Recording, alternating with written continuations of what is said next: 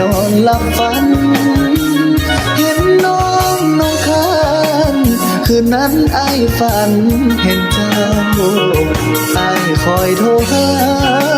น้ำตาอ้ายหลังทุกข้าวส่วนอ้ายนี้คิดเห็นสาวเจ้าความหลังเก่าอ้ายบ่ลืมไหลเสียงเพลงอ้ายครวญเนื้อนวลได้ยินแล้วลือเสียงนี้ก็คือเสียงเพลงห้องส่งให้นอนจงจดจำถ้อยคำที่ออกจากใจบ่ได้ลืมน้องไปง่ายๆส่วนหัวใจมอบให้แก่นางหากบุญอายมีศาสตร์นี้คงได้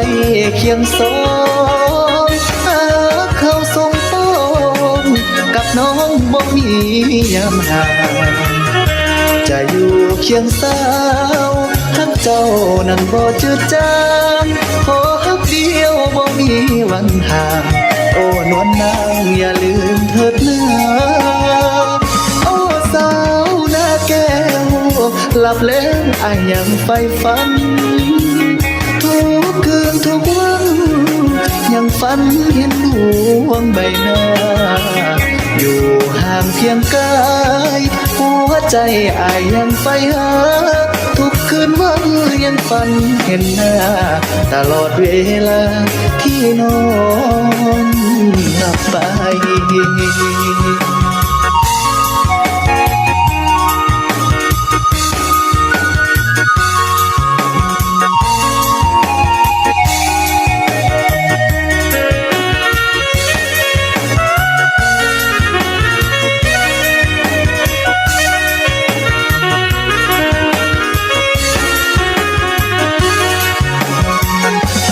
บุญอายมีศาสตร์นี้คงได้เคียงสองหากเขาทรงป้องกับน้องบ่มี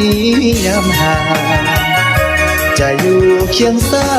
วทักเจ้านั้นบ่จืดจา